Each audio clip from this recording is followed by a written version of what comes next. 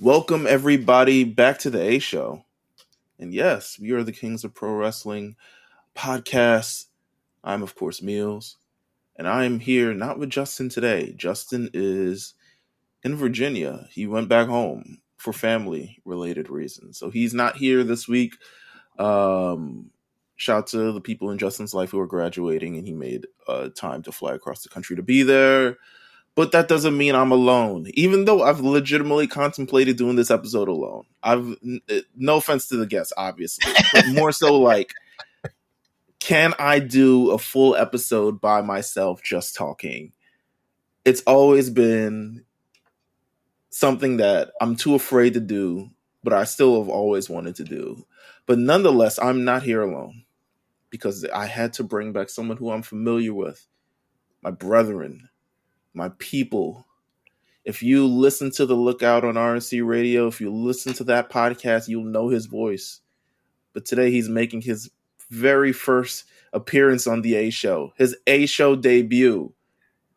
LJ, what is up, bro?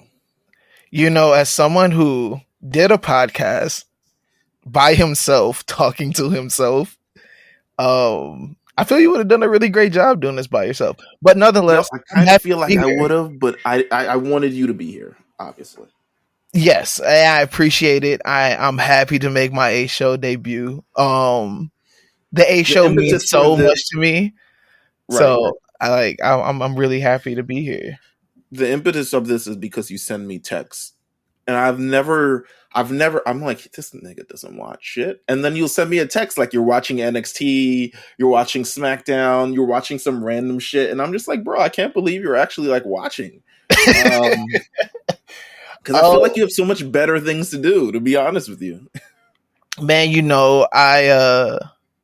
lately, like, just anime and sports have been my life. And I count WWE as a sport. Like, it is, absolutely. Yeah, so it's just been fun. Shout out to the kid too. She's really like invested and bought into it. Also, like, her piano practice ends just a little bit after Raw starts. So we in her piano practice is right down the road. So our usual Monday routine is after piano, we quickly grab some Chipotle and we get home and we watch Raw together. And that's just been, and that's been really fun. And then Fridays, it was once movie night, but then we were just like, well, we might as well start watching SmackDown.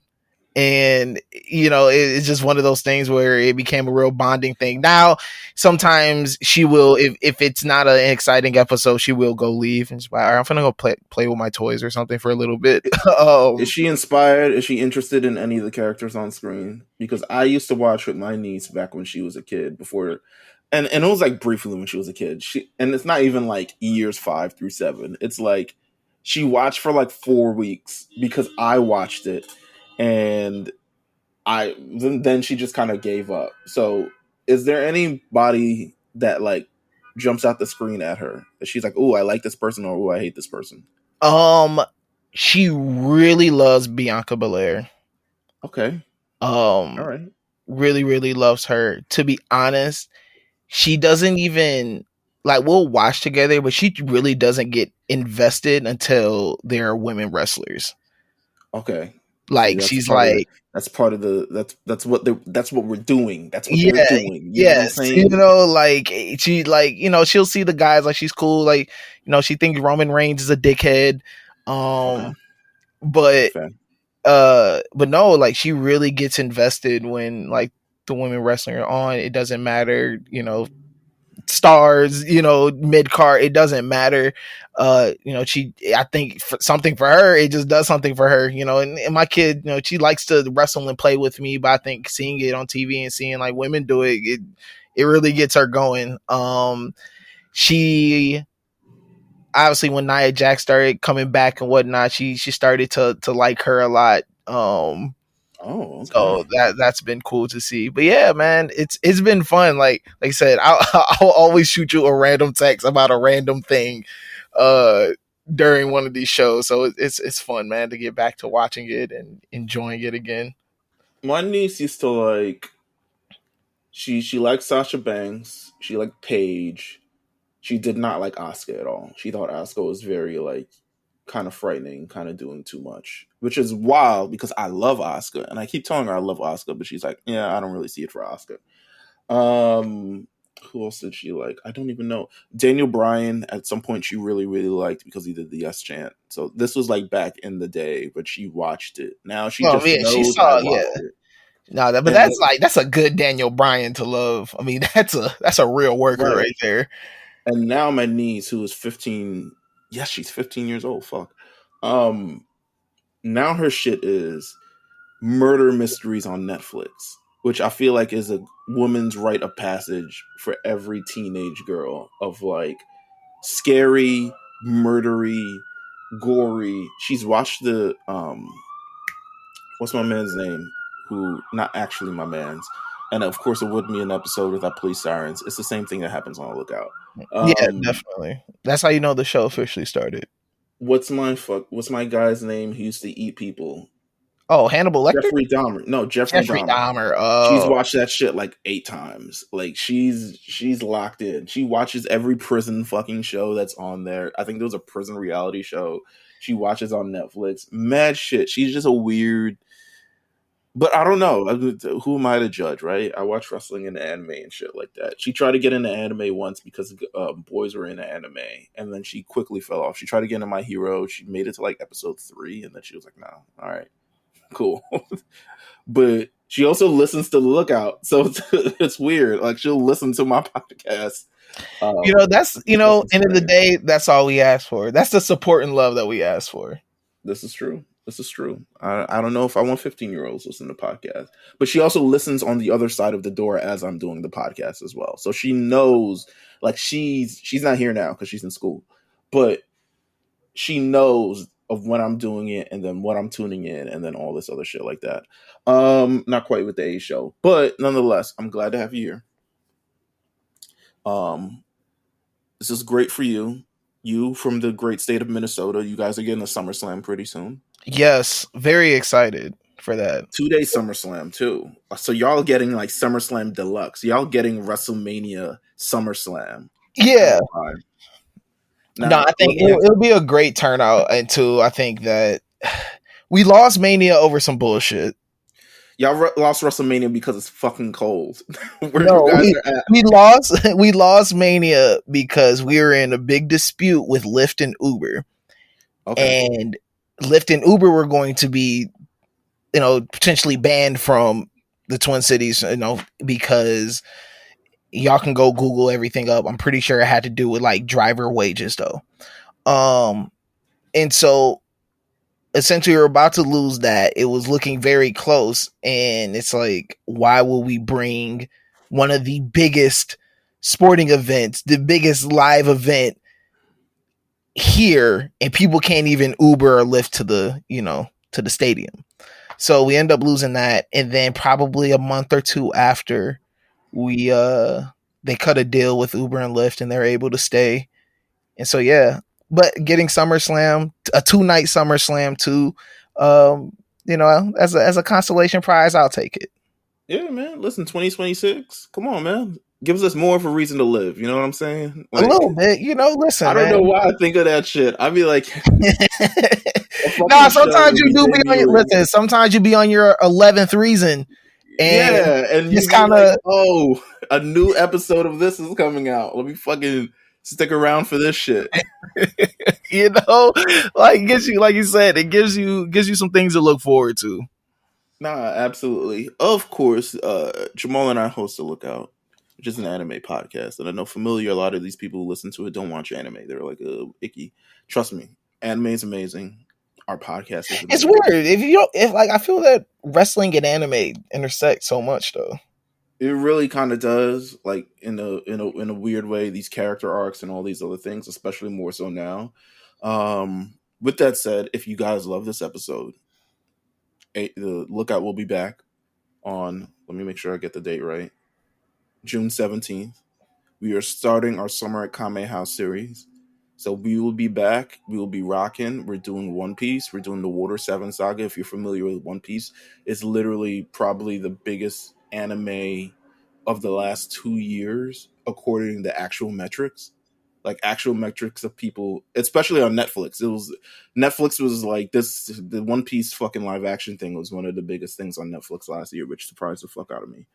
But we're gonna be covering One Piece, so make sure you guys stay tuned with that, and make sure you guys tap into that. Make sure you guys hit subscribe. You can actually go right now and literally go hit subscribe on that, like if you're doing that, and then go subscribe to the Patreon on the A Show if you haven't already. Because for your even though this episode everyone's getting for free, we're giving away the full episode for free. There's no Patreon exclusive for this episode. We're giving the entire fucking episode away for free. So See, I feel y'all should thank me for that. I save you money. I'm saving you. I'm giving you extras. You know, this is exactly it. What do we have to talk about this week? Yeah, I mean, we actually do have a lot to talk about this week. Sexy Red. Sexy Red was on NXT last week. It was a party. It was how can I describe this? I described it best. I feel like I described it best of like Sexy Red coming to NXT is like when a celebrity is coming to a student assembly and there's just a level of excitement in your third grade, fourth grade class. It's like, oh shit. At this point, NXT could have been like Cardi B's coming to talk to our school in the Bronx or something. The Bronx Academy of Sciences and shit. And it's like Cardi B showing up. It's like fucking Cardi B. I gotta be there. I'm wearing my uniform today too. Fuck, kids who aren't normally excited for the show get excited because it's fucking Sexy Red. For sure. NXT could be on UPN. Like that's kind of where they're that's where they're trending right now, and I love it. This is the level of star power that is fucking NXT. Because Sexy Red, I could easily see show up on a new episode of One on One. Sexy Red is on this week, and it's just like, Sexy Red, what are you doing here? Flat app. Bow, bow, bow. Right. But not only was she on NXT last week, but she'll be at NXT Battleground that is coming up this weekend, which is wild. It's this weekend, but it is this weekend.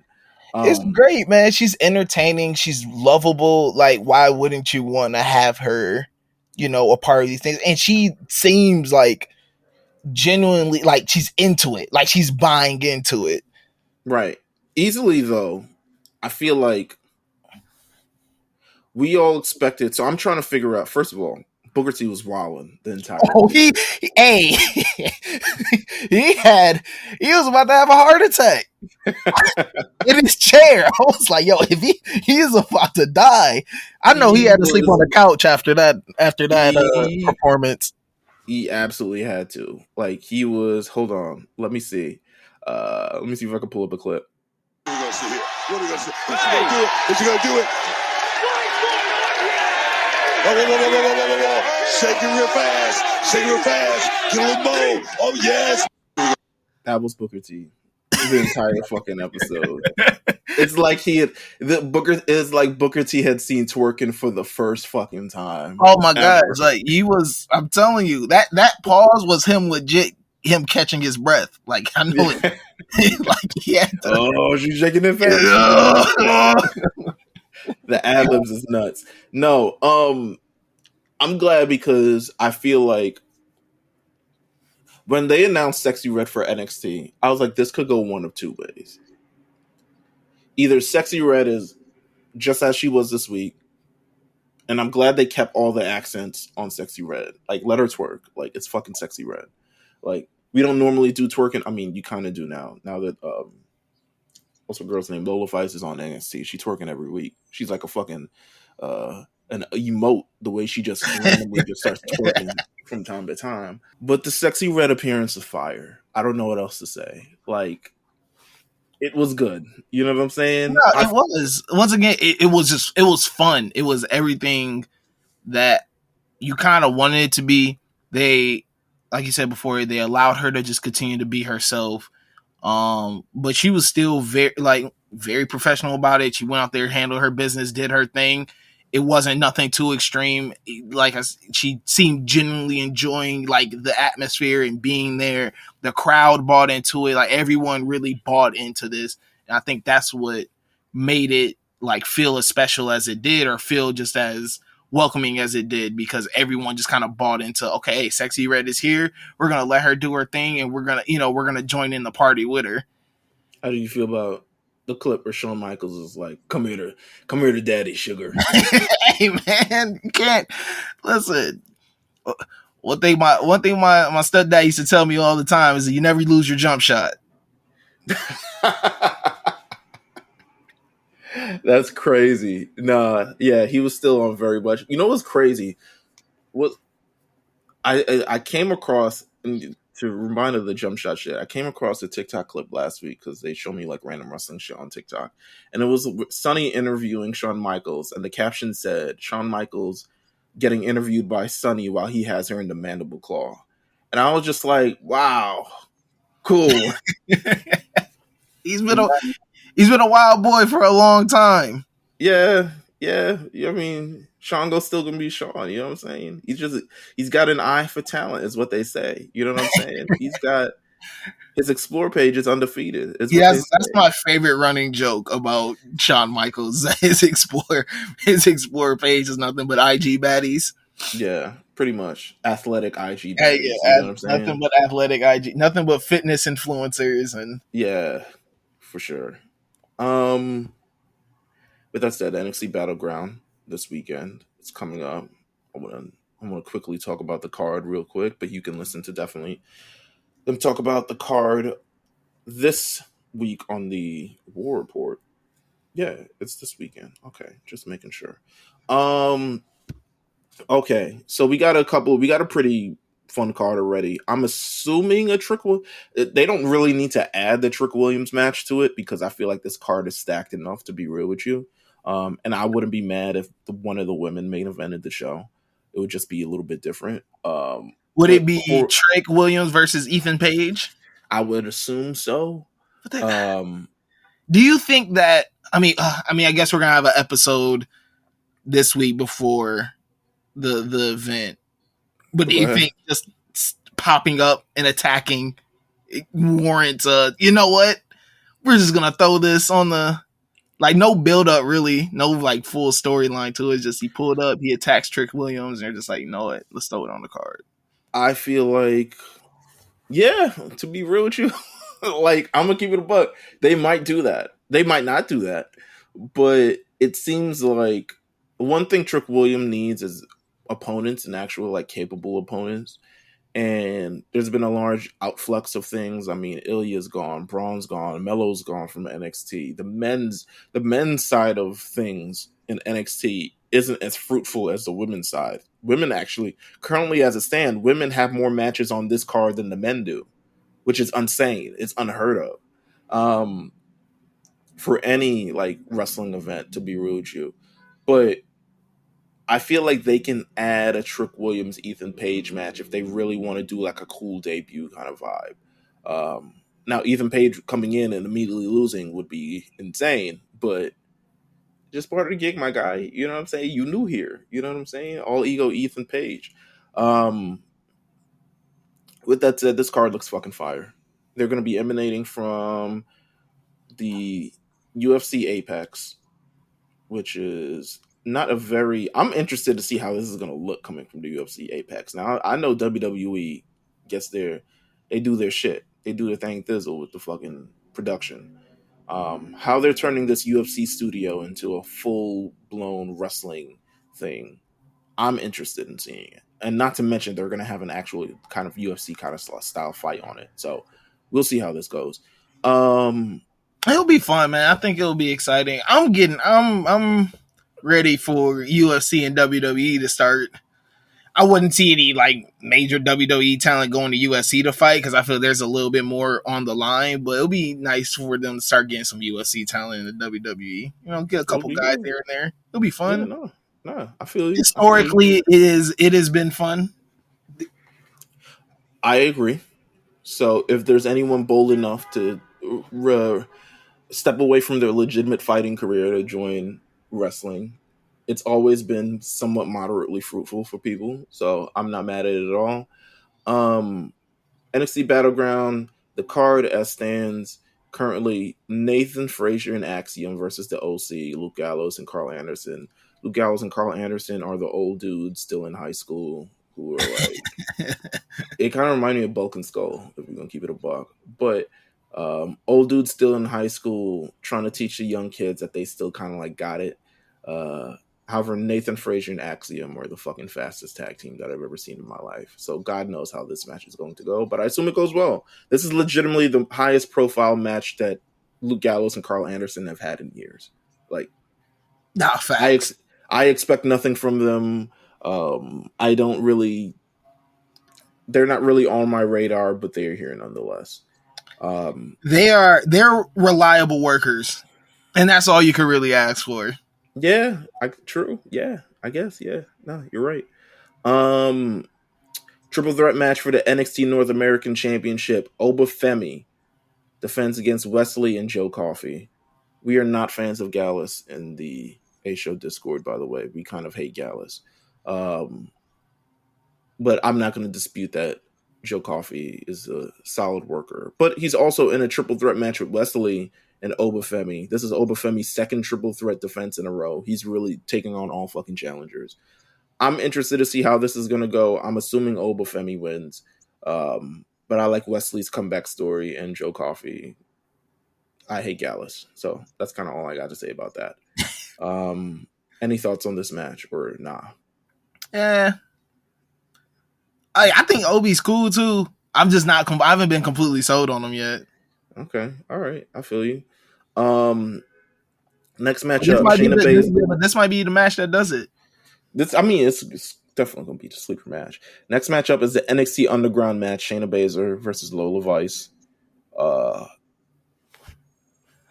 Baszler, I'm assuming this is like, hey, she did mixed martial arts. Let's bring her in. And Lola Vice also did mixed martial arts. Let's fucking do this. I don't know. I'm not a fan of like fixed real fight thing. The last NXT Underground was pretty good. But also NXT Undergrounds, they're really just like a spectacle kind of thing. It's nice. It's a little original match kind of vibe, but I don't really expect much from this match, to be honest with you. Now they can wow me. Maybe I'll turn the corner on this one, but yeah, I don't really expect much. Shout out to Shayna Baszler for still getting work, and Lola Vice for also still getting work. Oh yeah, for sure. This is probably be fun for Shayna. Get back into the getting her bag. You know what I'm saying?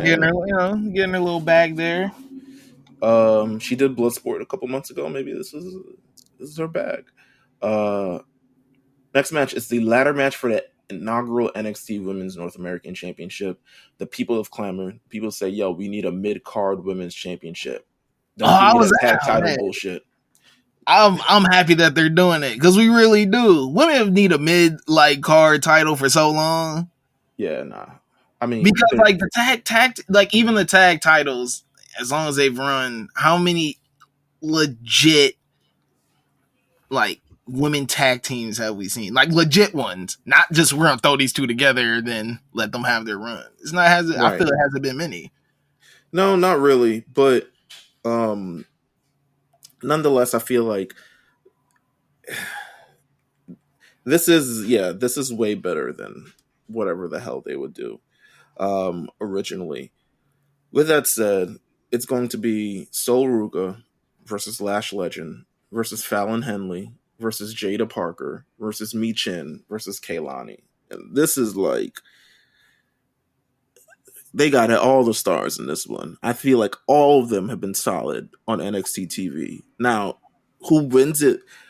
The thing is, the argument is, while we can pick like, oh, who you think is going to win? This is the first ever NXT Women's North American Champion, which means they have to make some kind of statement with it. I think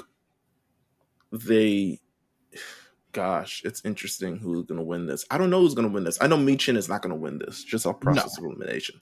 I don't think Fallon Henley wins this.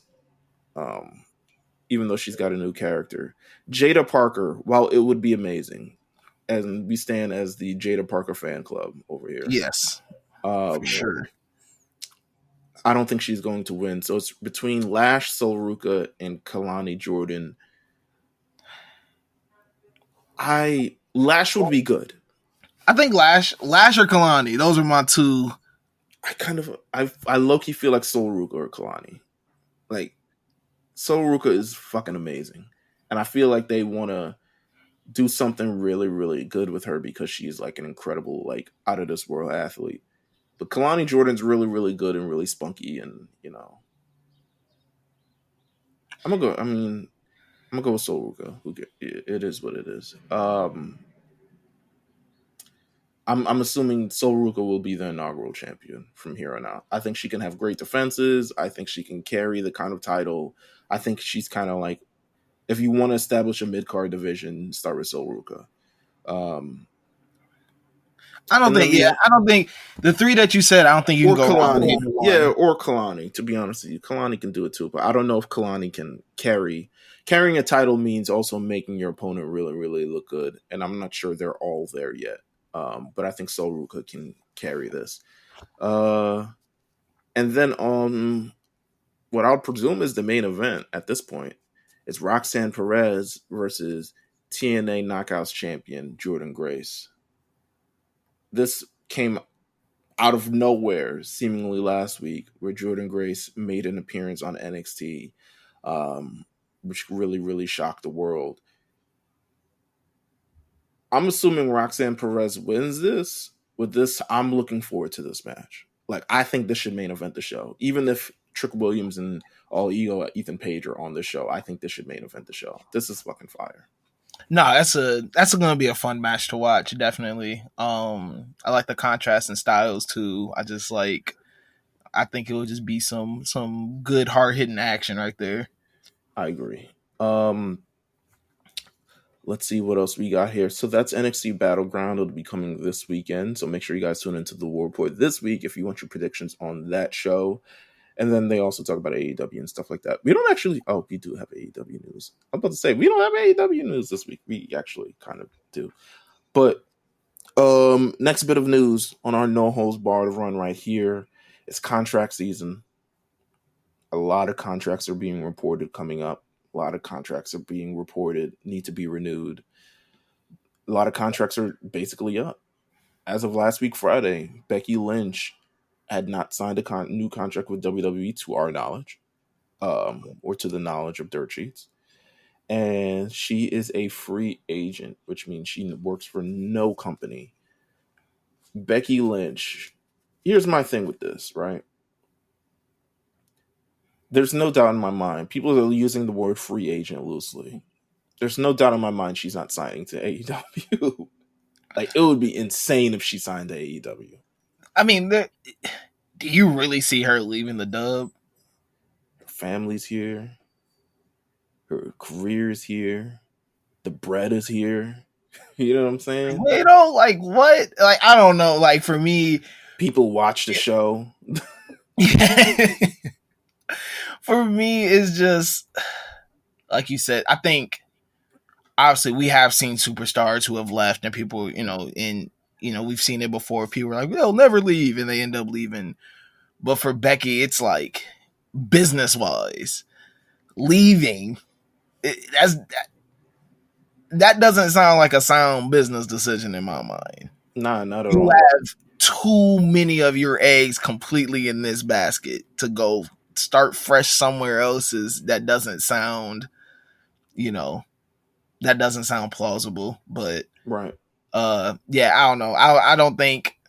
I'm sure she's just chilling. I'm sure she's gonna sign that. I'm sure. Listen, I'm sure Triple H and all of them know. Like, hey, she's gonna be back. Like, let her chill. Let her do her thing. I wish I could not fuck. I mean, granted, you're talking to two unemployed people right here. But I wish I could just choose that lifestyle. Like, get paid out really, really fucking fire. And just like, all right, nah, I don't want to work anymore. You know the privilege in that? You know the craziness? Like, nah, I'm not going to resign, but I'll sign later. It's like, all right, bet. We'll wait for you. Like no fucking job does that in this fucking market these days. You know what I'm saying? It would be She's done fire. too much. She's done way too much for that company for them to ever. This is true. Hubby there too. Like what? He just got paid. He just got broke off. So he's good. You know what I'm saying? At least he's someone's still, bringing in the bucks or something like that. So that's kind of fire. Chad Gable's WWE contract reportedly expires on Friday. The streets are watching because he's in a major program that actually they promoted a match for Clash at the Castle. So if I had to assume, he will still be in WWE by the end of this week. Yeah, definitely. If I had to assume, if anything, let me shut the fuck up. That's right. I know we'll get more into it later, but I do. I enjoy I enjoy him and Sammy's program right now. I enjoy the story. Talk about it. We go talk about it. I'm thoroughly enjoying it. So yeah, it's been really fun to like watch. I think and even going back to Sammy getting the Intercontinental and how Gabe helped him, then now it's leading up to all this. I just love the fact too that when someone gets a heel turn, that they immediately put on a suit. Because they get a heel turn, they immediately start wearing a suit with a black undershirt. Listen, ain't nobody more hated than a person in a suit. You know what I'm saying? We don't fuck with them.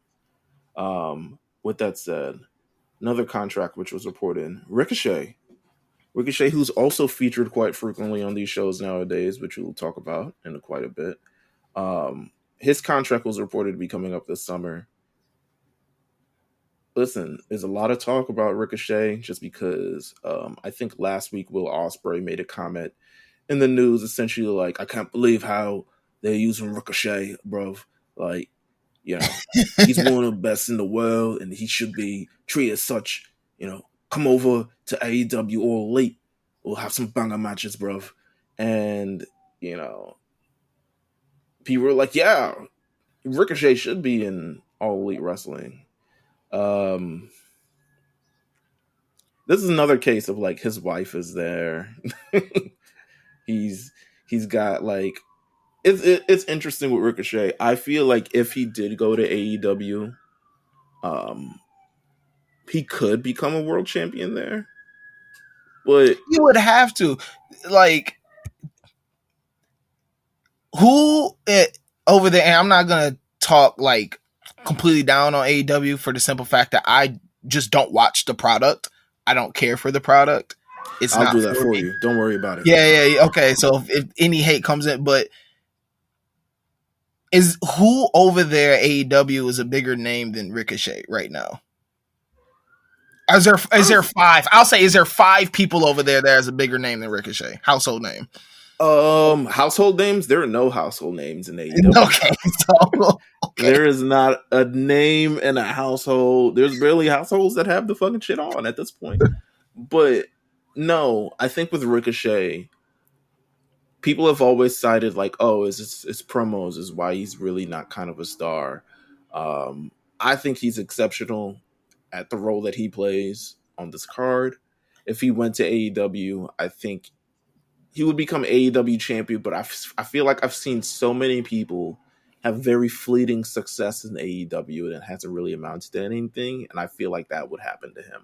I feel like he would get lost in the shuffle. He would be king of Rampage, king of Collision, or any of the other shows that I wouldn't watch. So I wouldn't want that for him. This is me speaking as a person who is his friend, and then also a person who is a fan. I wouldn't necessarily want that for him. I think legitimately, if you can maintain the goal, because I feel like he is capable of being a world champion if the right circumstances come together, in my opinion. He's just really, really, he's one of the best workers on earth. It just is what it is. And we see it every week on Raw. So there's got to be something working for him in that direction. Yeah. But yeah, that's contract season, man. Listen, this contract's coming up. don't get lost out there in the shuffle. There's also another one that said Umberto and Angel Garza contracts coming up, but I'm like, Yeah. like yeah, stay, leave, come, go. Let's see. Next bit of news tonight on Vice, which means last night on Vice. If you're listening to this on the free version, shout out to you. If you waited the extra day, make sure you subscribe to the Patreon though. Who Killed WCW will premiere on Vice. It is a documentary regarding, I guess, the death of WCW. I'm trying to hold up the Kappa meter to all of this.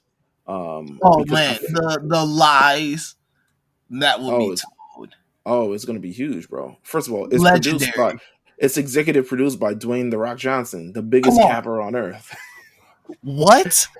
It features appearances by Eric Bischoff, Hulk Hogan, Goldberg, a who's of cappers. You know what I'm saying? It's like it might be a capper Olympics up this is in a here. cap convention, man. Yeah, there we go. Like, listen, let me play the trailer.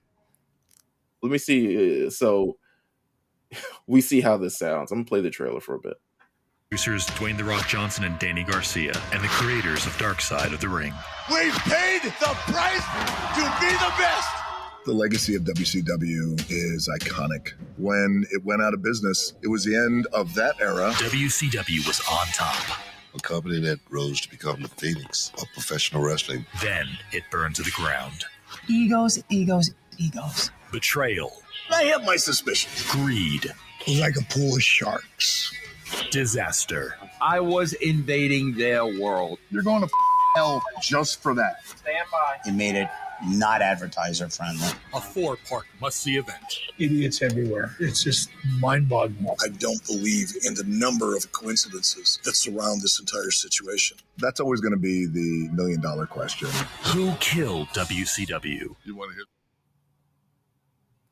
Yo, who killed WCW? America. Talk about it. Capitalism killed them. You know, I'm gonna watch because it's really interesting, and I don't know fully the history of WCW. Okay. By the time that they went off air, I was probably just about to turn 6. I mean, yeah, it's true. 2001.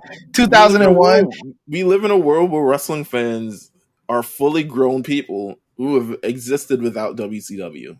Yeah, you know, and I still know the promotion. I've seen, you know, some of the bigger matches, the classic matches from them. Shout out to video games that still stayed alive and I was, you know, able to play. But I don't have this like heartfelt tie to WCW, but I understand their importance and their significance and like the role they play in just wrestling history. So it'll just be a fun thing to like watch and learn and enjoy. Obviously, like some of the biggest names after they went to front, they came to, you know, WWE. You know, they come from there. So I think for me, it will just be a fun watch, something that I'm just watching for pure entertainment. I'm not going over here and just gonna be like, well, I don't remember that happening. Because once again, probably in their peak, I was 3. You know, like when they were really cooking, I was. So, no, it's gonna be fun though. I'm gonna enjoy it for sure though. It said betrayal, greed, and disaster. I feel like they're trying to make this as like, this is the legacy of WCW. You know what I'm saying? I feel like this documentary just in general is kind of crazy because I feel like we've talked about the death of WCW for like 20 fucking years and what went wrong. And there's so many people who have various conflicting stories and all this other stuff like that. Realistically, if I think this is required viewing to anybody, it's the people in All Elite Wrestling. If I'm gonna keep it a buckaroonie, because WCW, AEW is a lot more savvy and they've got a lot more money, and quite honestly, their show is about to surpass Nitro for being on longer than them. but there's scary similarities between what went on in WCW and what's currently going on in AEW. Except, like, well, I guess they had a black champion in WCW. But even so, like, there's scary similarities. So you know what? I'm gonna watch this. It's on Vice. From the people who made Dark Side. Well, not from the people who made Dark Side of the Ring, but from the network who promotes Dark Side of the Ring. But this is executive produced by Dwayne The Rock Johnson and his ex-wife, which is kind of crazy how you like break up and get the money together. It's like, this relationship isn't working, but a business relationship could possibly be some fly shit. So, listen, I'm looking forward to it. And you guys let me know if there's something you'd like us to talk about at a later date, like who killed WCW. That's really the question here. No one's gonna have the same answer. You know, Bret Hart's gonna say Goldberg, and Eric Bischoff is going to say Time Warner. Anybody from WWE is going to say they're creative. Like, it's like who shot Mr. Burns? You know what I'm saying? Like, The Rock's not gonna have an answer. He's like, I had $7 in my pocket. The mere fact that The Rock is in this documentary, as if he's some sort of stalwart on WCW. The only thing associated with The Rock in WCW is he held the WCW championship. And that Juventud used to do all of his moves. And that's really it. We'll see. We'll see how it goes. Last bit of news here. Ricky Starks update. We on Ricky Starks watch, by the way. You know what I'm saying? I'm not sure if you're familiar who Ricky Starks is, but Ricky Starks is I guess one of the favorites in AEW who has not been seen on television for 2 months. It has been a rumor for a long, long time that he's going to go to WWE. A long, long time. And AEW fans hate him for it because they're like, why don't you just go to WWE? Like, get away. Like, da-da-da-da. And WWE fans have wanted him. They've started a free Ricky Starks kind of movement because they're like, listen, he don't work in AEW. Bring him over to WWE. We want him on NXT. Tony Khan gave an update on Ricky Starks. I want to read this to you because this is essentially, he was asked, are there any plans for Ricky Starks? To which Tony Khan says, and I quote, I really, really like Ricky Starks a lot. Last time we saw him, he was the World Tag Team Championship tournament. He and Big Bill formed a great tag team, and they were the World Tag Team Champions.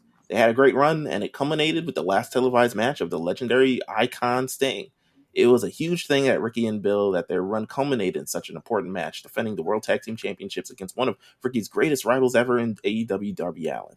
And somebody else, Sting. When you think about it, Ricky was part of Sting's first match back in pro wrestling, and that began a journey that went from Revolution 21 to Revolution 24, a 3-year journey. We talk about the 5 years of AEW, and maybe, to me, the most special part might have been the 3-year run of Sting. What were we able to do for him, give him the greatest send-off in wrestling, and Ricky's a huge part of that. Sting's first match and last televised match, and Sting's last ever title win. I can't even hold the thing. These are all huge milestones, and Ricky's a huge part of them. That's the only scratching the surface of all the great things Ricky has done and all the great matches he's had with so many opponents up and down the card since he's arrived here. I think Ricky is tremendous. I would love to get him involved and back in AEW anytime. He's been a huge part of what we've done here for about 4 of the 5 years. Boy. That's like when you mess up with your girl. Yeah, so you just start love bombing her. Listen, he's love bombing her. Big Tony the love bomber. He is. They call him ChatGPT for a fucking reason, bro. Because none of this information was pertinent or necessary except the last sentence, which was even worse. He says, I'd love to get him involved and back in AEW at any time. Tony Khan owns AEW and books the shows. You can bring him back anytime. Now, the rumor is, and I would like to say that I've definitely helped in this rumor. that because he was at WrestleMania this year, it feels like maybe there's he's not very.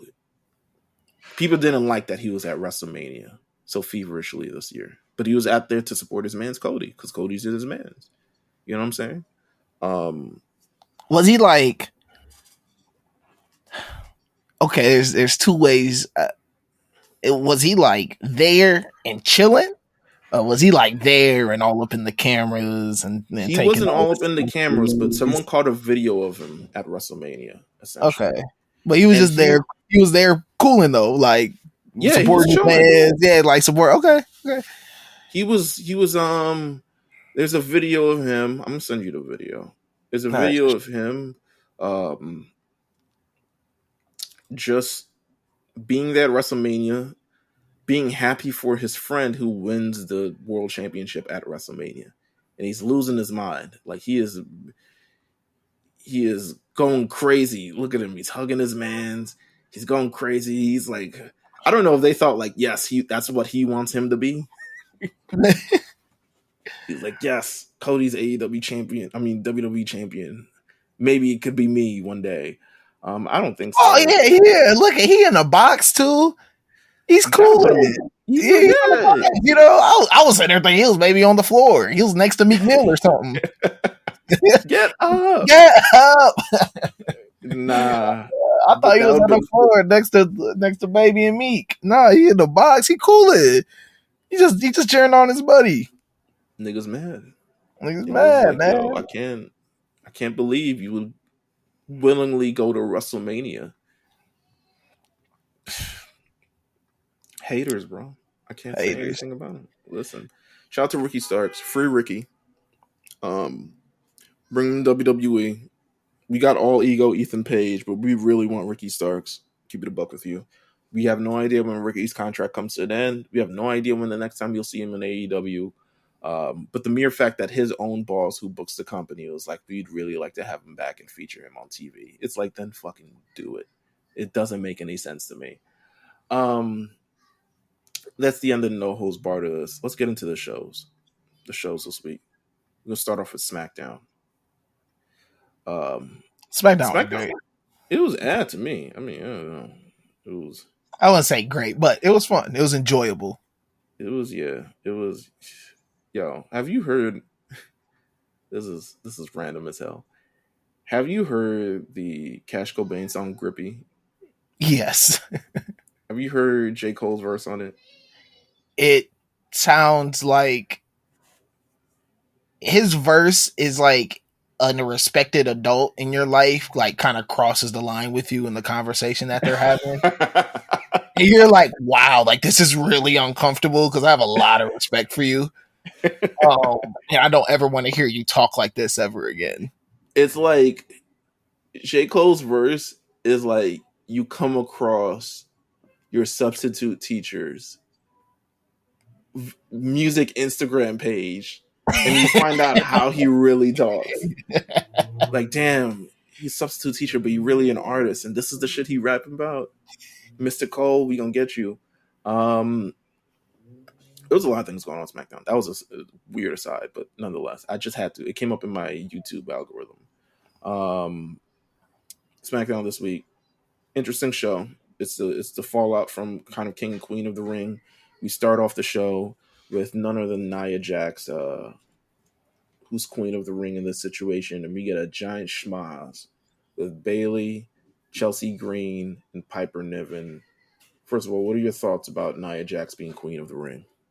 I think it's perfect for her. I think what makes Nia Jax a great heel is her level of like conceitedness, like her ego, her pride. Like she's like, I'm the biggest, I'm the baddest, I'm the, she's a fucking Saiyan.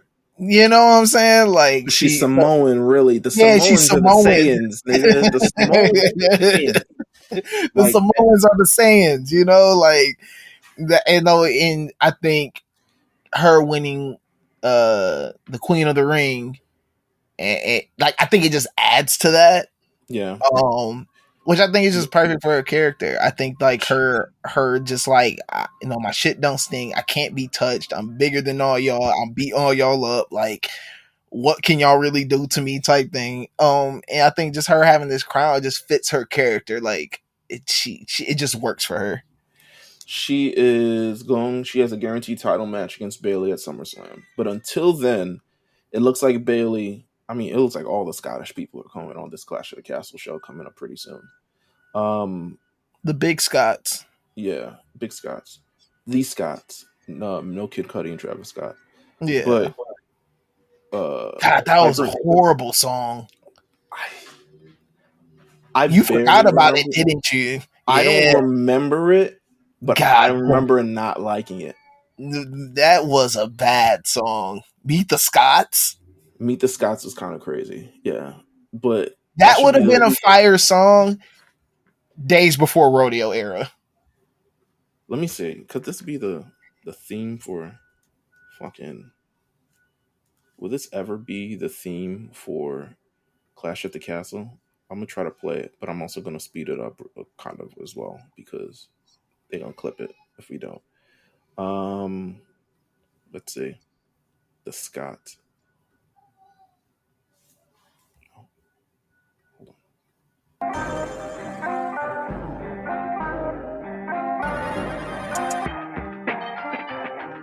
This already sounds like some bullshit. I forgot about it.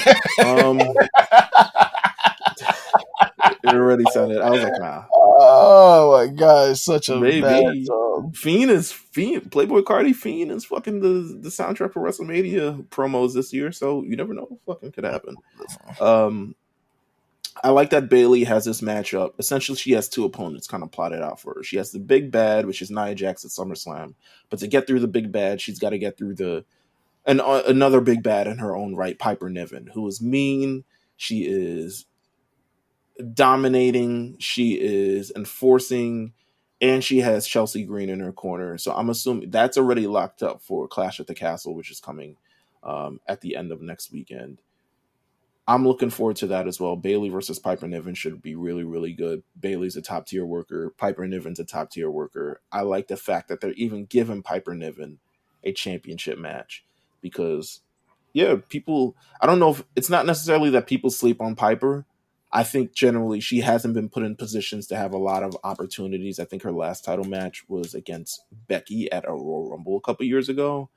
But she hasn't really been put in position to really do major things. And, I see it for Piper. Piper's amazing. She's just great. So we have that going on. We have they're teasing an Austin Theory face turn, which is like, bro, do not. I don't want it. I think... Is there any way he could be a good face? No, he's a tool. Yeah, he's a Chad. Like he's one of those. He's the prep frat boy that you don't like, but it works for him and it works. And I don't feel that you need. Why break it? The most redeeming thing about Austin Theory for me, he's probably, first of all, regular person. He's one of those people who I've heard that in person, great fucking dude, amazing dude. And I think, honestly, he could be our friend. Like, legitimately. Because from what I heard, he just wants to, like, go hang out and do chill shit. He listens to a lot of ATL rap. A lot of stuff like that. He seems like a genuinely cool guy. I don't know if that translates to me wanting to cheer this motherfucker on television. But Grayson Waller, maybe... If Grayson Waller can pull it off where he can make Austin Theory great as a face, Grayson Waller may be goated for that. But maybe. If he can make them look good as will they both? Yeah, both have to turn then, right? Well, no, he would stay as a heel. Oh, he'll stay as a heel. Yeah. But the other Austin Theory would return as a face. So we'll see how they go. They're currently tag team champions. That means they would have to lose these belts at some point. But it seems like they're teasing it. So stay tuned to that. Next one on the list, Andrade. He needs to be a heel. Yeah, they've been with this little storyline as of late. They want him to join Legado. It's like, we need you to join. His cousin, you always got a cousin somewhere. Spanish, it's always a cousin somewhere, who wants you to join something. You know what I'm saying? And his cousin, Angel Garza, was like, "Yo, we want you in Legado. Like, fuck with us." You know what I'm saying?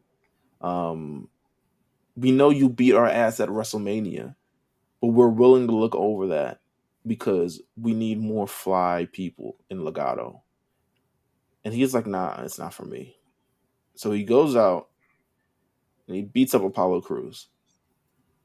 Shout out to Apollo Crews for being on He television. does not have the strength of the Black Panther no more. No, he does not. But he needs to find the strength of the Black Panther.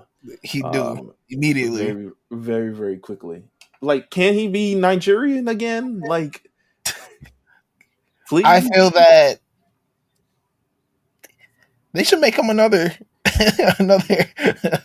another type of African or a Caribbean at this point. Just have him keep jumping. That would be the diaspora would not feel that at all for this nigga just becoming. Make him from Trinidad. No, this nigga cannot be coming in. As Carlos would say, coming in weighing in at 36 roti. He cannot do that. He's not. He could never be Trinidadian at all. Oh, man, make him something. Oh my god. But they really want Andrade. My question is, why can't we find anything good to do with Andrade? I feel like even before he was let go by WWE and he went to AEW for a long time, they have not found anything to do with this motherfucker. And I'm beginning to think it's him in a way, because I feel like he's learning to speak English, and I think he speaks English very, very well compared to when he started. However, they doesn't really feel like there's any charisma or any real shot at him being anything bigger than a mid-carder. And I'm not sure he's talented enough to become a main event star. I would say he's in the same spot as Ricochet currently. Talented enough to become a main event star, but doesn't have the connection with the people. Yeah. In a big way. Essentially, he finds the connection through his great feats in the ring and his great athletic prowess and stuff like that. That's how he finds the connection.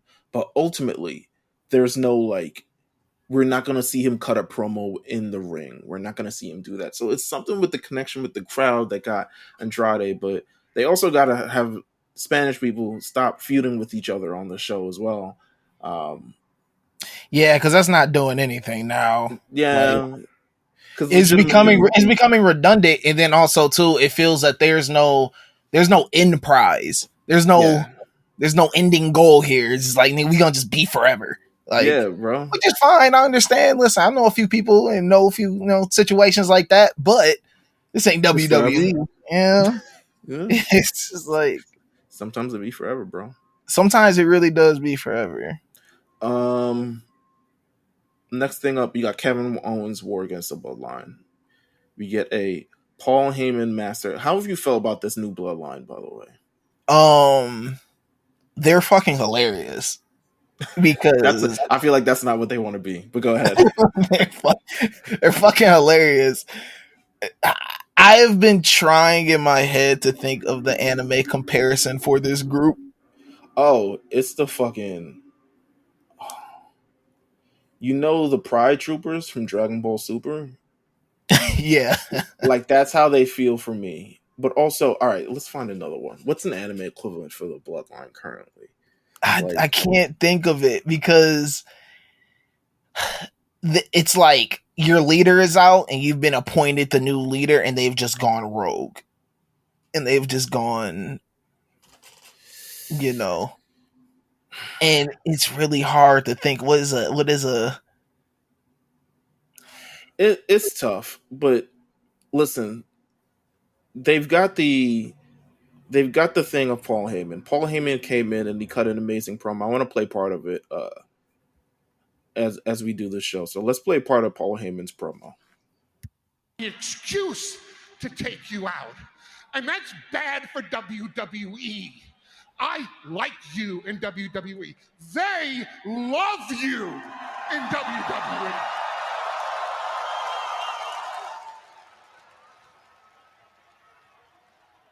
Yeah. Paul's And if just. you keep on. What's up? No, I was just saying, Paul really is just one of the best ever. He's so good. Let me continue playing. Let me continue. Yeah. Calling out Solo's name, they're going to do something really bad about it. I am asking you, I'm pleading with you, Kevin Owens, I'm begging you, back off the bloodline, please.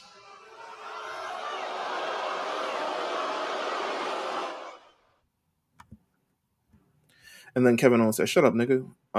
Yeah, essentially. Yeah. Yeah, it's like they got my face. Listen, Paul Heyman is doing more for the bloodline than Solo could do for the bloodline. So Which Paul is Heyman crazy because is making Solo Sikoa way more revered than he could do on his own, or the Tongans, of course. To me, the crux of this entire program is Paul Heyman, and again, it's him. The way he speaks about them is why they are so menacing. And then also, I mean, there was a vehicular assault like a couple weeks ago, which was kind of nuts.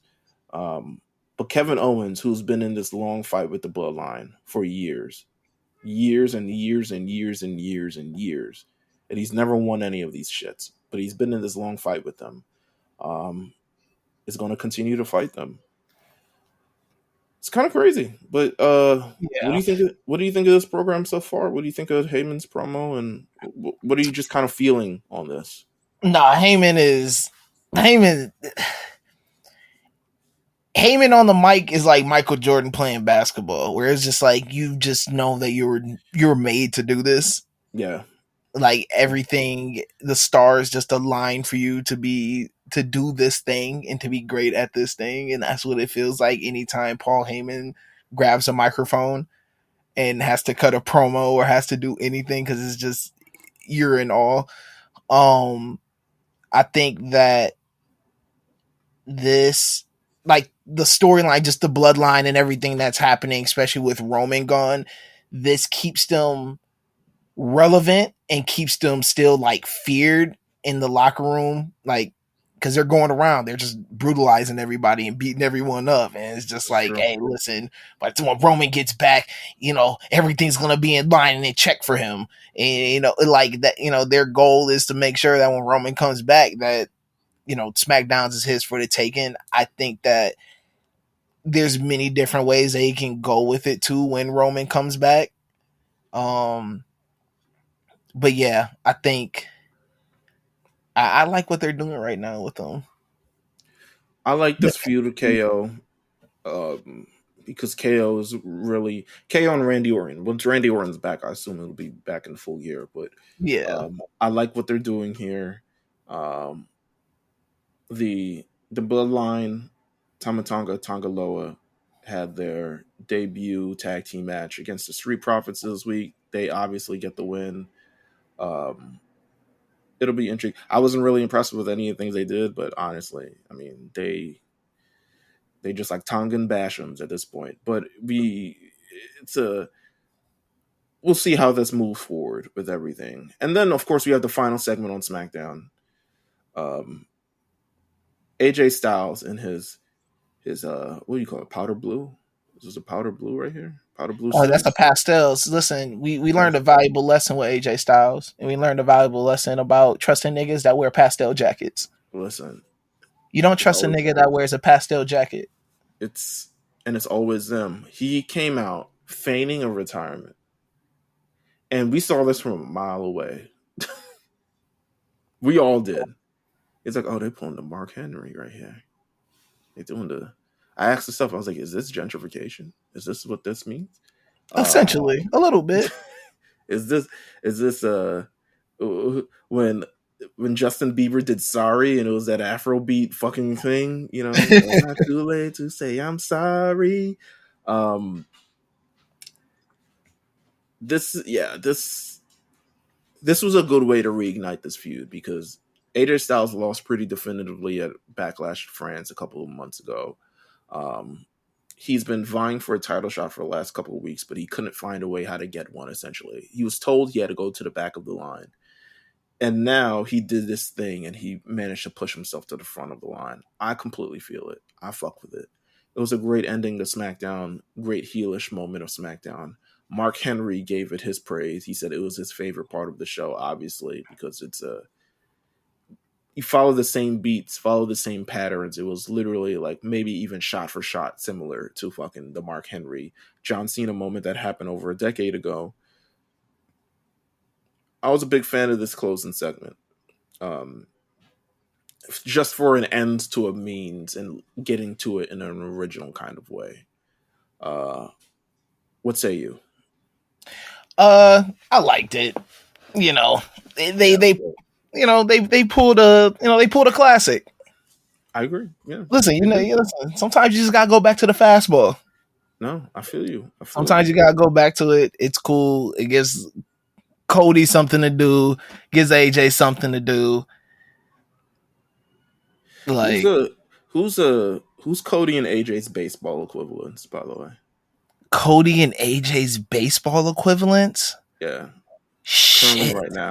Currently right now. Yeah. Wow. Okay, let's think. Cody's a champ. He's the man. He's the man. He's loved by the people that really love him. But if you don't like Cody Rhodes, like you just don't like Cody Rhodes. Right. Is there a baseball equivalent? I want to say Bryce Harper. Ooh, okay. I want to say Bryce for the simple fact, like Cody. Oh yeah, I want to say Bryce. But is Bryce?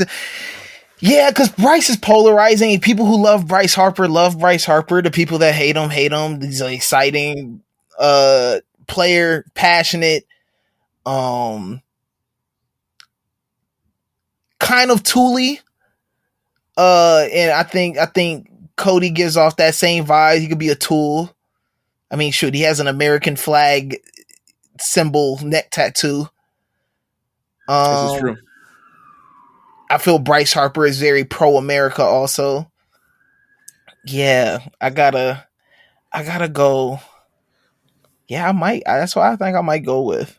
I think I might go Bryce Harper for Cody. AJ. He's hold on. Let me look up something real quick. Okay. AJ Styles is good. You know. So AJ's good and really good and has been really good for a really long time. And at one point was probably, would you say, top 3?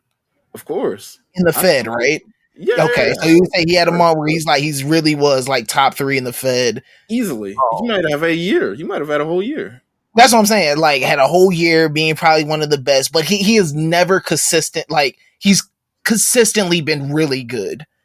You could really throw him in any program and he will still shine and still do really well in it. Right. Who is it? Maybe Paul Goldschmidt.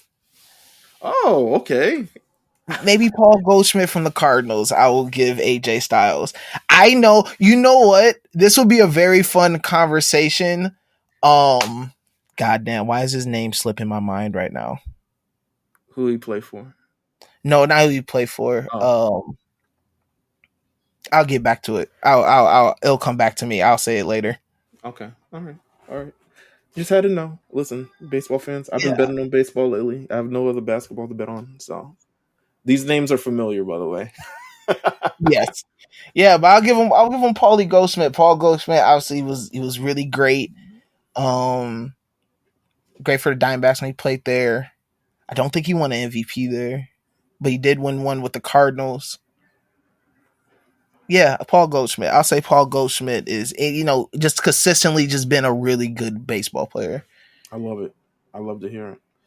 Let's head over to Monday Night Raw, where things are very mixy on this show. Liv Morgan, Dominic Mysterio. The follow-up from last week, it gets even more crazier this week, kind of. He Liv, is talk about Dominic. Don't he? What have you ever been in the position that Dom has been in?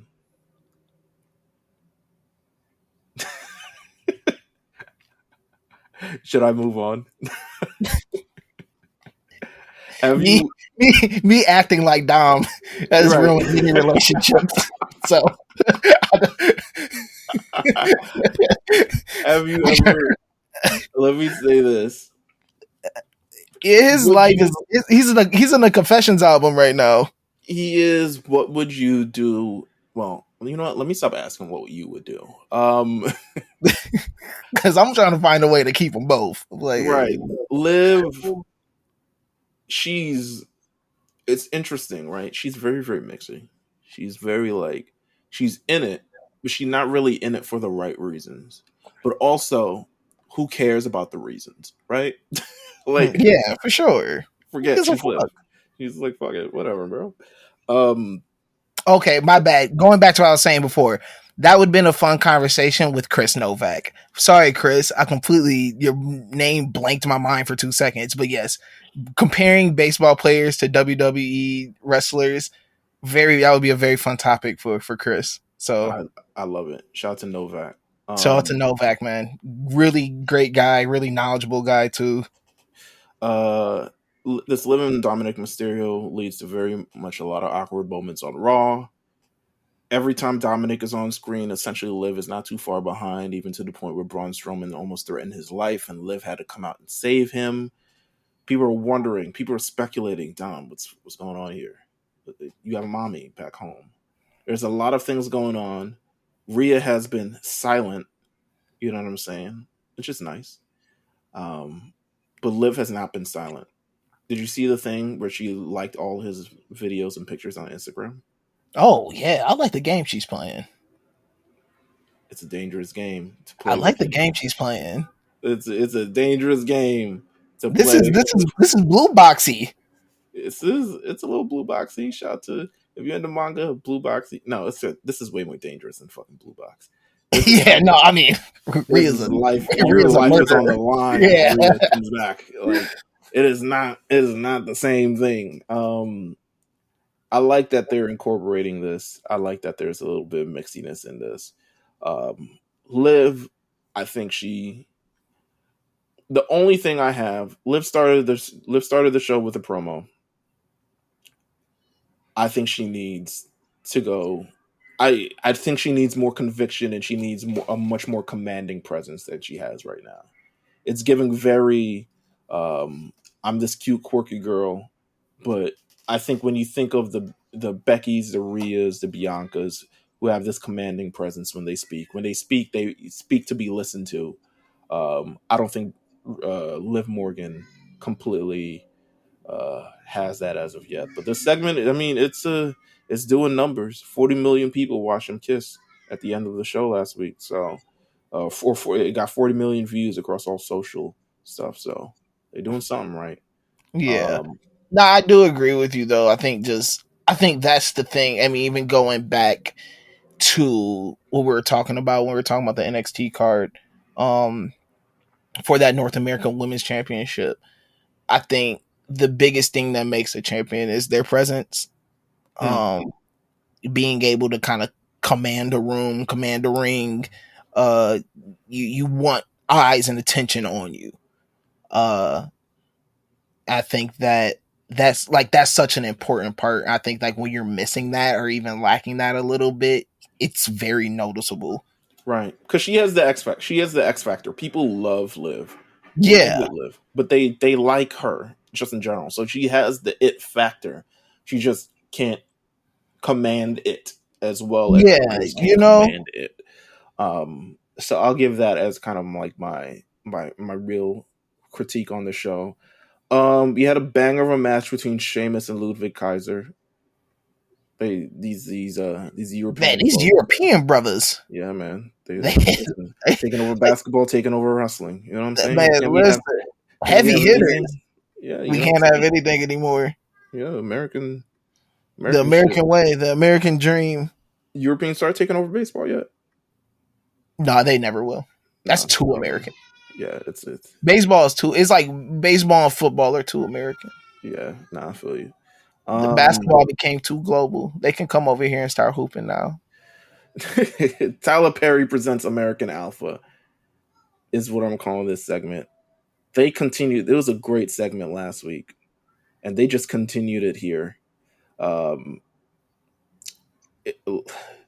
me see what we got going on. I want to let you guys listen to everything that goes on when Chad Gable shows up in the ring and starts beating the shit out of Sami Zayn. So let's take a listen as well. Listen to the crowd reaction as well. He slaps Otis. I don't know what it takes from you. I don't know what it's going to take to get through to you. Huh?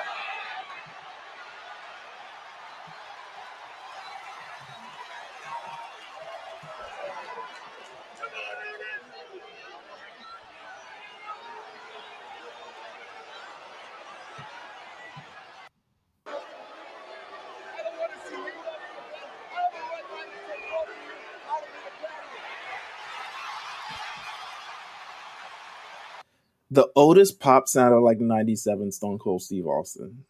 Like, for sure.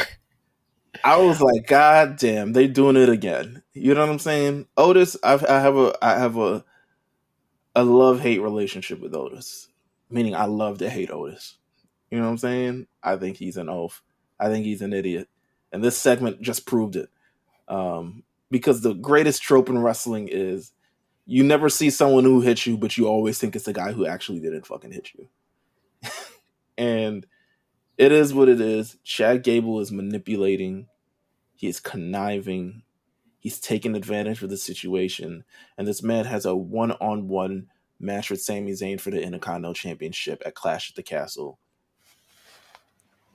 And he's got the big man Otis in his corner. Will Otis turn on him? You see it coming. Will Chad Gable become Intercontinental Champion in the process, though? I mean, shit, his contract up on Friday, so. Hey, man, fine. We never know what's going to happen. We don't know.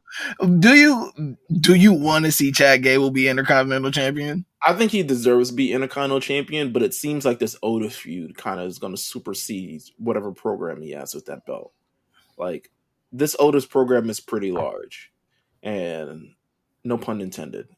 But this thing is cooking with grease, and it looks like they're heading towards SummerSlam, but I don't know if they're going to last until SummerSlam, to be real with you. It might blow up before that. So they're doing great things with this program. This is probably the best program on any wrestling television show. You're just invested. You feel for the people. Maxine's playing her role. Tozawa got in this man's face. You see Tozawa getting his grill? He was like, yo, don't fucking, touch Maxine. And then he gets, clobbered and shit like that. It's a great time. I have also in my notes, Braun Strowman is back, but Braun Strowman looks rough. Oh my God, she needs. Yeah, he should not be in matches in consecutive weeks. Like, he does not look healthy with just the way he moves and just the way he looks. He doesn't look like he's back. He moves like it's so crazy because I see my daughter playing with her toys, and it's like they got all their joints and they can move their arms and elbows and stuff like that. I'm like, dang, I remember when I had toys and all you could do was like move the shoulders, and that was it. Like that's how like Braun Strowman moves. He moving like Orlando Magic Patrick Ewing to me. Like, it looks like everything hurts. Boston Constantly. Celtics Shaq. You know what I'm saying? Yeah, just it's stiff. Like even when he's trying to do the the around the ring thing, is just like, brother, you're not picking up no speed. Nah, not at all, bro. There's no torque. There's no action. It might be cooked rim. Yeah. But listen, with Bron down, another Bron steps up. Bron fucking breaker. Good lord. He's what the game's been missing. He's what the game needs. He is. He's a meathead, but he's also like very legitimately tough and also scary in terms of speed, in terms of power, in terms of presence. He is what the game has been missing for sure. He had his match against Ricochet this week, and Ricochet brought it to him. Ricochet ain't go, like I said, Ricochet, he's never gonna. He ain't going like no hoe for sure. No. And he's always gonna have a good match during it. But this was the exhibition of Bron. This was, let's show what Bron can do. Bron came off that rope with extreme speed. Just that's the thing. Like, it reminded me of that video of Brock Lesnar when he was just like hitting the ropes and was like clearing the ring in like 2 steps. Like, that's what it reminded me of. Just like, this guy is, if I'm in the NFL and I need someone coming off the edge in the corner, like, Bron's the guy that you want. Like, he's just, like you say, he's just scary, and he's like this like physical specimen where you're like, man, I don't know what high level grade roids he got, but it's definitely not available to us common folk, because that dude he's just a beast on a complete another level. I love Bron Breakker. He's the best. It ain't roids, bro. It's the Steiner DNA. Hey, listen, my bad. Let me respect the Steiner DNA. It's the Steiner DNA that makes him a sicko. You know what I'm saying? He comes out, he's doing all the shit off the top rope, everything like that. Like, Bron Breakker to me looked like $1 million in this segment. Ilya Dragunov comes out, saves Ricochet, levels Bron Breakker, sends him out through the crowd. They having a real trouble with Bron Breakker on this show, and I like that they having that. This man is dangerous. This man is unpredictable, and who can stop him is really the question at this point. And maybe it is Ilya Dragunov, maybe it'll be Ricochet in the future, but at this point, he's looking pretty unstoppable on Raw. I love the Bron Breakker segment. It was probably the highlight of the show for me. Kiana James make her debut. I'm a big fan of Kiana James. She looks smooth. They had, Justin said this, they had the fastest match he's ever seen. I fully agree. Like, they were working and it was smooth, it was crisp, and it was like at 1.5 speed. Like, Kiana James is, to me, people are asking like, yo, did she always do this on NXT? Yes. For the last year, she's been working with a little bit of inexperienced folks, and maybe she got to slow it down, but she has been, this is why she got called up to Raw, because she's an athletic specimen, and I can't wait to see what she does with Bianca Belair and a couple more people on the main roster. I'm a big fan. You put her in there with Navy. You put her in there with some of them other folk. I think she's gonna give a banger. Jade Cargill, Bianca Belair showed up on Raw this week. Happy belated birthday to Jade Cargill. You know what I'm saying? It still trips me out that that's Brandon Phillips' wife. Hey, man. Listen, man. Could have been you. Nah, it couldn't have been me, bro. Have you seen Brandon Phillips play second base? It couldn't be me. That man was amazing. He's Bianca Belair and Jade Cargill have an impromptu world tag team title match against Shayna Baszler and Zoe Starks. It's a back and forth match, but it eventually ends once the Unholy Alliance, who is Ilya Dawn and what's my girl's name? Alba Fire, show up and really start laying some havoc. and then Zoe Stark and Shayna Baszler get into it, and they leave the champions laid out. And it's the first time this women's tag team division get any kind of reaction, and that's a good thing because it's been crickets with everybody else out there for the last number of weeks.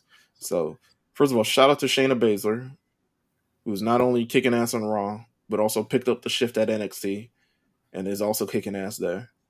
I look forward to seeing what they do here. You kind of got to establish them. The Scottish girls, that was not a Scottish accent, but I can't really do it right now. Of Isla Dawn and Alba Fire, it looks like they're going to be going to Clash at the Castle. Again, Scottish, the Scots. So it looks like they'll be defending tag team championships against them at Clash at the Castle. So you have that to look forward to. Another great story point in the show, Jey Uso, who came out fucking crowd was on tilt. You know what I'm saying? Oh man, what is he the biggest word of the year so far? Damn near, bruh. He's on a run right now. He is arguably, there's so many over people on the show, and he is one of them. Like, Jey Uso is absolutely killing it. And yeah, he comes out to really just make his site known that he wants Money in the Bank. He's like, listen, I'm chilling right now. I want Money in the Bank. Also, Lyra Valkyria also set her sights on Money in the Bank, but then she got beat up by Io Sky, who's just a mean. She's just like, yo. Which I feel like Io Sky rubs me off as like she's like the mean friend who they're your friend, but they're mean, but they're a good person, but they're still kind of mean. You know what I'm saying? Like, that's what Io Sky is for me. Like, she might say some she gonna tell it how it is. You know what I'm saying? Ever since that line where she's Justin. She's J5. Yeah, she is J5. That's funny as fuck. Ever since that line of where that person in the crowd at NXT said, "Go back to China," and she says, "I'm Japanese, bitch," and then does a split in the ring. I've just been like, oh, okay, she's amazing. You know what I'm saying? So they set their sights on Money in the Bank. It's great that we're getting some bill for Money in the Bank currently as we speak. Money in the Bank is, when the fuck is that pay-per-view? First of all, it's going to be, I think is that next month? It isn't. It should be next month. I also think it's going to be in Toronto. It is going to be in Toronto. July 6th, Toronto. So July 6th, Toronto. Not quite July 4th weekend. July 4th is on a Thursday, I guess. I don't know. I don't got no job. What does it matter to me? But I just know my kid got the week off from school because of that. So hey, man, listen, your kid, she's out of school already, I'm assuming, right? No, so my kid goes to a year-round school. Oh wow, you're raising like, you know what? I was about to say something really out of pocket, but we're not on Patreon, so I'm not gonna say it. But a year-round school, you're parent of the year. I really love the school, and it's cool because even though she's in school, her last day of school is July 30th.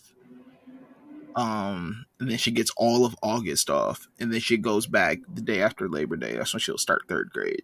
That's crazy. You're parent of the year for that. But yeah, no, like the schedule is great though, and she loves it. Like her break, she doesn't get like a really long summer break, but like her winter break, she gets a whole month off. And then like for scream bloody murder if she had to go to school until July 30th. She's like, they are fucking trying to kill me. She fucking no, she likes it though. That's cool. That's cool. Shout out to that school. Yeah, like she's like, this week is her first week back in school from spring break. Like she just had 3 weeks off for spring break. Oh, y'all are different. Okay, cool. Yeah, like, you know, but then she'll be, yeah, so her breaks are longer, although they're not as frequent. Okay. All right. Listen, y'all doing some great work over there.